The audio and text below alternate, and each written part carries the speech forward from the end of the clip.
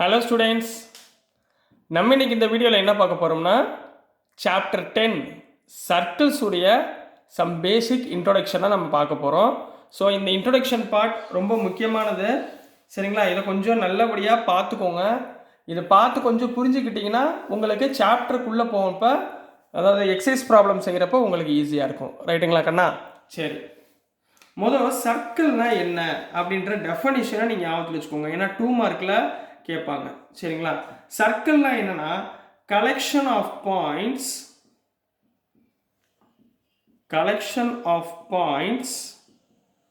from a fixed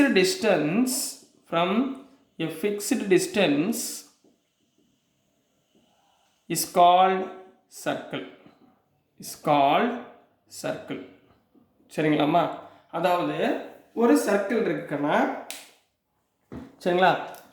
இங்கே பாருங்க, இப்போ இந்த சர்க்கிள் கண்ணா, சரிங்களா?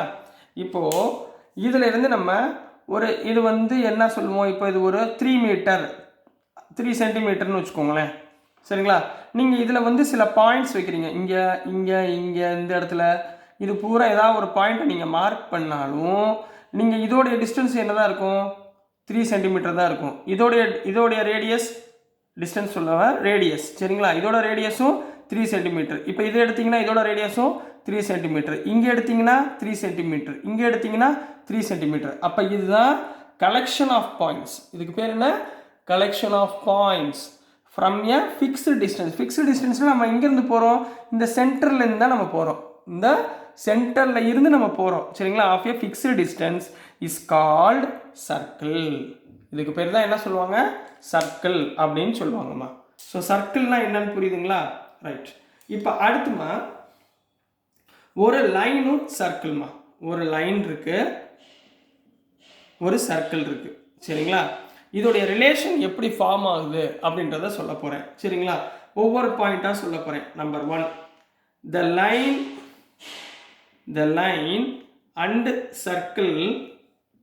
line and circle have no common point. இது ரெண்டுக்கும் என்ன இருக்காது? முதல்ல ஒரு காமன் பாயிண்டே இருக்காது. அப்படின்னா எப்படி இருக்கும்? ஒரு சர்க்கிள், ஒரு லைன் இப்படி இருந்தால் இது ரெண்டுக்கும், ஒரு லைனுக்கும் சர்க்கிளுக்கும் என்ன இருக்காது? காமன் பாயிண்ட்டு இருக்காது. நம்பர் 1, சரிங்களா? நம்பர் 2, பொறுமையாக கவனிக்கணும். ஏன்னா இது கவனிச்சாதான் நீங்கள் தியரம்குள்ளே போக முடியும், உள்ள எக்ஸசைஸ் ப்ராப்ளம்ஸ்குள்ளே போக முடியும். அதெல்லாம் கவனமாக பாருங்கள். ரெண்டாவது, அதே மாதிரி the line and circle have one common point. அதாவது no common pointனா சர்க்கிளும் லைனும் ரெண்டுக்குமே சம்பந்தமே இருக்காது, சரிங்களா? இப்போ சர்க்கிளுக்கும் லைனுக்கும் ஒரே ஒரு காமன் பாயிண்ட் இருக்கு அப்படின்னு சொல்றாங்கன்னு வச்சுக்கோங்க. அந்த காமன் பாயிண்ட் எங்க இருக்கும்? இப்போ ஒரு சர்க்கிள் இருக்குன்னா, இப்போ இப்படி ஒரு லைன் போடுங்க, இதை டச் பண்ற மாதிரி. அப்போ இந்த இடத்துல என்ன இருக்கும்? ஒரு காமன் பாயிண்ட் இருக்குமா? ஒன்லி ஒன் காமன் பாயிண்ட், சரிங்களா? இந்த ஒன்லி ஒன் காமன் பாயிண்ட் வருது பார்த்தீங்களா? அதுக்கு பேர் தான் என்ன சொல்லுவாங்கன்னா டேஞ்சன்ட். அதுக்கு பேர் என்ன சொல்லுவாங்க? டேஞ்சன்ட். இந்த சர்க்கிளுக்கும் லைனுக்கும் ஒரு காமன் பாயிண்ட் இருந்துச்சுன்னா அதுக்கு பேர் என்ன சொல்லுவாங்க? டேஞ்சன்ட். புரிஞ்சுதுங்களா? Right. Number 3, the line and circle have 2 common points.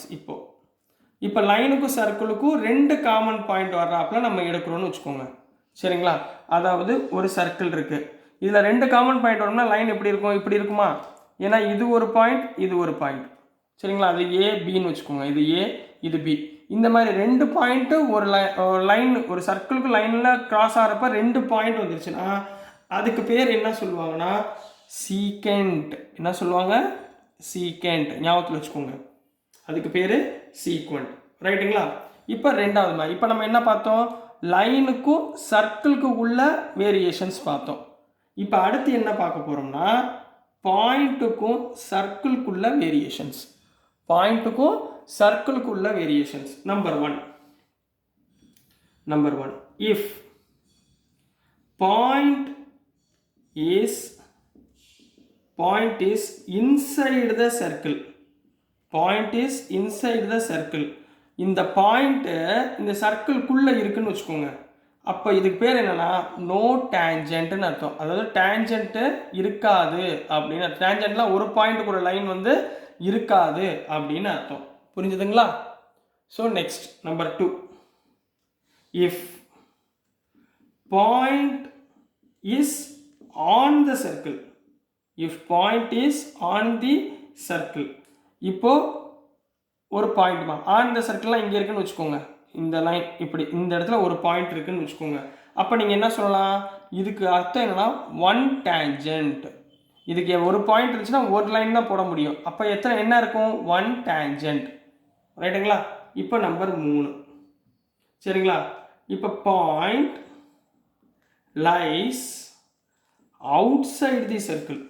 Point lies outside the circle. இப்போ இந்த பாயிண்ட்டு சர்க்கிளுக்கு வெளியே இருக்குன்னு வச்சுக்கோங்க. இந்த சர்க்கிளுக்கு வெளியே இருக்குது. அப்போ என்ன பண்ணலாம்? 2 டேஞ்சன்ட் இப்படி ஃபார்ம் ஆகுமா? இது ஒன்று, இது ஒன்று. அப்போ இது ஒரு லைன், இது ஒரு பாயிண்ட், இது ஒரு பாயிண்ட். எத்தனை பாயிண்ட் ஆச்சு? 2 பாயிண்ட் ஆச்சா? அப்போ எத்தனை கிடைக்கும்? 2 டேஞ்சன்ட்ஸ். அப்போ என்ன கிடைக்கும் இங்கே? 2 டேஞ்சன்ட்ஸ். புரியுதுங்களாமா? 2 டேஞ்சன்ட் கிடைக்கும். இதை நீங்கள் நல்லா ஞாபகத்தில் வச்சுக்கோங்க. ரைட்டுங்களா? அதே மாதிரி ஒரு சர்க்கிளு, சரிங்களா, ஒரு சர்க்கிள் வெளியே ஒரு லைன் பாஸ் ஆகுதுன்னு வச்சுக்கோங்க. சரிங்களா? இந்த பாயிண்ட்டு இங்கே பாருங்கள், இந்த பாயிண்ட்டும் இப்போ இந்த வெளியே ஏதாவது ஒரு பாயிண்ட்டு, இது வந்து எப்படி தெரியுது? ரைட் ஆங்கிள் ட்ரையாங்கிளாக இருக்கா?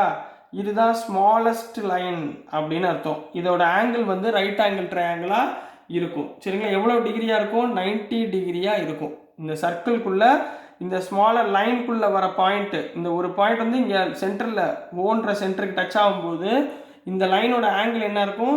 90 டிகிரியாக பெர்பெண்டிகுலராக இருக்கும். என்னவா இருக்கும்? பெர்பெண்டிகுலராக இருக்கும். இதை மட்டும் கொஞ்சம் ஞாபகத்தில் வச்சுக்கோங்க. ஏன்னா போக போக உங்களுக்கு நிறைய விஷயங்கள் தெரியும். அதே மாதிரி ஒரு சர்க்கிள் இருக்குன்னு வச்சுக்கோங்க. இதை கிராஸ் பண்ணுற மாதிரி எத்தனை லைன் போடலாம்? நிறைய லைன் போடலாம். இப்படி லைன், இந்த லைன் இப்படி போடலாம், இங்கிட்டு போடலாம், இந்த லைன் போடலாம், இப்படி ஒரு லைன் போடலாம், இந்த ரேல ஒரு லைன் போடலாம், இந்த ரேல ஒரு லைன் போடலாம். இந்த மாதிரி இன்ஃபைனைட் நம்பர் ஆஃப் லைன்ஸ் கூட இந்த சர்க்கிளில் சேர்த்து நம்ம போடலாம். புரியுதுங்களா கண்ணா? ஸோ உங்களுக்கு விஷயம் இப்போ ஓரளவு புரியுதுங்களா? சரிங்களா? ஸோ இந்த பாயிண்ட்ஸ்லாம் நீங்கள் நல்லா மெமரைஸ் பண்ணி என்ன கொடுத்துருக்காங்க, என்ன பண்ணாங்க அப்படின்னு சொல்லி தெரிஞ்சுக்கிட்டிங்கன்னா உங்களுக்கு எக்ஸசைஸ் ப்ராப்ளம்ஸ் ரொம்ப ஈஸியாக புரிஞ்சிருங்கண்ணா. ஸோ டியர் ஸ்டூடெண்ட்ஸ், நான் அனுப்புகிற வீடியோஸ் உங்களுக்கு புரிஞ்சதுன்னா, பிடிச்சதுன்னா மறந்துடாமல் லைக் பண்ணுங்கள், ஷேர் பண்ணுங்கள், மறக்காமல் சப்ஸ்கிரைப் பண்ணி சப்போர்ட் பண்ணுங்கள் students. Thank you for your support and மறந்துடாமல் சப்ஸ்கிரைப் பண்ணிவிட்டு பாருங்கள். தேங்க்யூ.